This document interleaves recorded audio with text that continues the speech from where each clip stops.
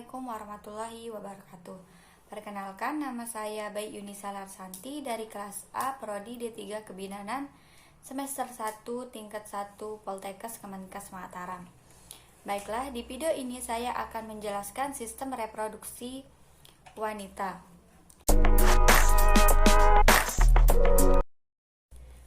Baiklah, pertama-tama saya akan menjelaskan sistem genetalia pada wanita. Sistem genetalia dibedakan menjadi dua, yaitu sistem genetalia internal dan eksternal. Pertama, saya akan menjelaskan sistem genetalia eksternal dan bagian-bagiannya. Ini adalah gambar untuk sistem genetalia eksternalnya.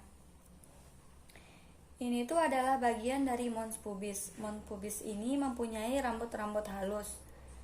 Yang ini labia mayornya. Di dalam labia mayornya itu terdapat labia minor. Yang ini klitoris, yang ini lubang uretra. Di samping lubang vagina ini terdapat himen. Yang ini adalah himennya. Nah, selanjutnya vestibulum dari sini sampai sini. Selanjutnya lubang vagina. Yang ini adalah anus. Yang menghubungkan antara lubang anus dan lubang vagina disebut dengan perineum. Sebelum ke penjelasan genetalia internal, saya akan menjelaskan letak dan fungsi dari kelenjar skin dan Bartholin. Ini adalah gambar yang akan saya gunakan untuk menjelaskan kelenjar skin dan Bartholin. Kelenjar skin terletak di kedua sisi lubang uretra.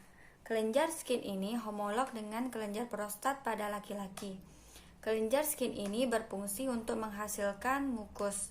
Kelenjar Bartholin. Kelenjar Bartholin terletak di sisi lubang vagina, terletak di jam 5 dan jam 7. Kelenjar Bartholin ini mengeluarkan cairan yang berfungsi untuk melumasi bagian vagina. Selanjutnya genetalia internal. Ini adalah gambar yang akan saya gunakan untuk menjelaskan bagian genetalia internal. Gambar yang A ini adalah gambar dari tuba Fallopi. Tuba Fallopi berfungsi membawa ovum dari ovarium ke uterus dan sebagai tempat bertemunya sel telur dan sel sperma. Yang B ini adalah ovarium. Ovarium berfungsi untuk mengeluarkan hormon estrogen dan progesteron dan juga berfungsi mengeluarkan sel telur setiap bulannya. Yang ini adalah uterus. Untuk kehamilan, uterus berfungsi sebagai tempat berkembangnya janin. Fungsi lain dari uterus juga adalah mengeluarkan darah haid dengan ditandai dengan perubahan dan peluruhan dari endometrium. Yang ini adalah kandung kemih atau vesika urinaria, berfungsi untuk menampung urin sebelum dikeluarkan. Ini adalah saluran urin atau uretra, berfungsi sebagai saluran pengeluaran urin. Yang ini adalah leher rahim atau serviks. Leher rahim atau serviks ini berfungsi untuk menghubungkan vagina dengan uterus. Serviks ini juga berfungsi sebagai saluran masuknya sperma dan keluarnya darah haid dan juga kepala bayi. Yang ini adalah vagina. Saya akan menjelaskan anatomi panggul. Sebelumnya, panggul dibedakan menjadi dua, ada panggul fungsional dan bagian. Panggul fungsional lagi dibedakan menjadi dua, yaitu pelvis mayor dan pelvis minor. Yang ini adalah bagian pelvis mayornya. Pelvis mayor dan pelvis minor dipisah oleh linea terminalis. Pelvis mayor terletak di atas linea terminalis yang berfungsi untuk menyangga isi perut dan juga memberi bentuk kepada pelvis minor. Sedangkan pelvis minornya terletak di bawah linea terminalis. Pelvis minornya yang ini ya, fungsinya sebagai wadah alat kandungan dan juga memberi jalan lahir ketika melahirkan. Selanjutnya saya akan menunjukkan bagian-bagian tulang panggul dan namanya.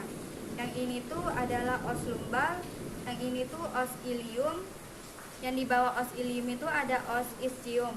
Selanjutnya di samping os ischium ada os pubis. Nah, yang menyatukan antara os pubis dextra dan sinistra disebut dengan simplicis pubis. Nah, lubang yang ini tuh dinamakan dengan foramen obturatum. Di samping foramen obturatum ini dinamakan dengan acetabulum. Yang ini tuh adalah acetabulumnya. Ini tuh adalah os sacrum. Os sacrumnya itu yang ini. Nah, terus di bawah os sacrum ini ada coccygia atau tulang ekor. Saya akan menunjukkan sendi-sendi yang terdapat pada tulang panggul. Ini adalah tulang panggul. Yang ini adalah articulatio sacroiliaca. Bertemunya os sacrum dengan os ilium. Ini adalah simplicis pubis, bertemunya antara pubis dextra dan sinistra. Ini adalah articulatio coccygia. Articulatio coccygia ini terletak di bawah tulang sacrum. Panggul bagian lunak dibedakan menjadi otot-otot dan ligamen-ligamen. Selanjutnya saya akan menjelaskan otot-otot atau bagian muskulus. Yang ini adalah musculus bulbospongiosus. Musculus bulbospongiosus ini mengelilingi bagian vagina.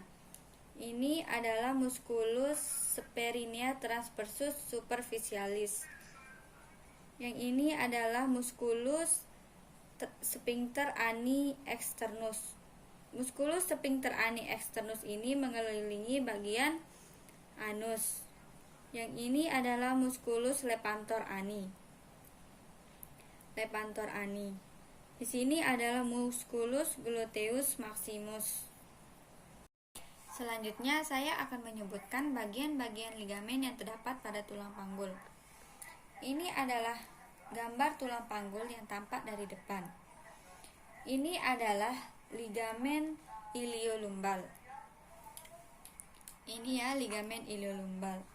Yang ini tuh ligamen inguinal. Ini ligamen inguinal. Yang ini adalah ligamen sacroiliaca.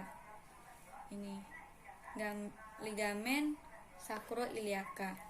Yang ini adalah ligamen iliofemoral karena terdapat pada tulang femur. Ini ligamen iliofemoral. Yang ini. Ini adalah tulang panggul yang tampak dari depan atas. Ini adalah ligamentum iliolumbal. Yang ini ligamentum sacroiliaca. Yang ini ligamentum supraspinal. Yang ini ya ligamentum supraspinal. Di bawah ligamentum supraspinal ini terdapat ligamentum sacrotuberal. Ligamentum sacrotuberal. Yang ini. Yang di sini adalah ligamentum pubicum superius. Yang ini adalah ligamentum inguinal. Ini adalah tulang panggul yang tampak dari belakang. Ini adalah ligamentum pubicum inferius. Yang ini adalah ligamentum sacrococcygeus. Yang ini adalah ligamentum sacrotuberal. Ini adalah ligamentum sacrospinal. Ini adalah ligamentum supraspinal. Ini ligamentum supraspinal. Yang ini adalah ligamentum iliolumbal yang tampak dari belakang. Ini ya ligamentum iliolumbal. Yang ini adalah ligamentum sacroiliaca. Ini ligamentum sacroiliaca.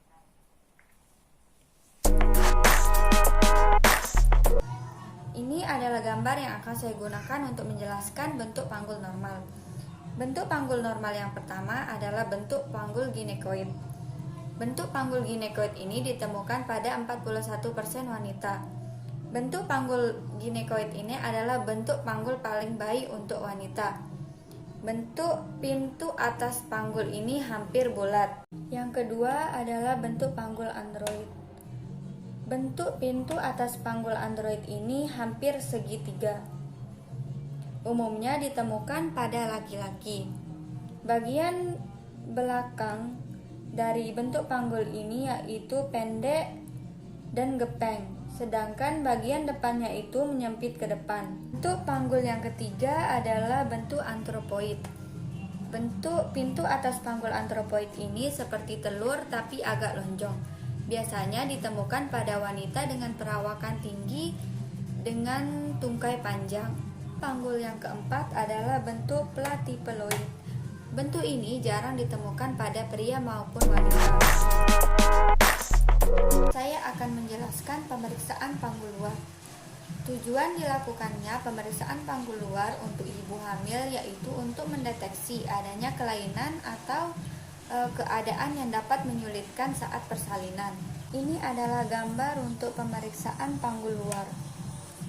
Jenis pemeriksaan yang pertama adalah distansi seminarum. Jarak antara spina iliaca posterior dan anterior kiri dan kanan adalah 23-26 cm.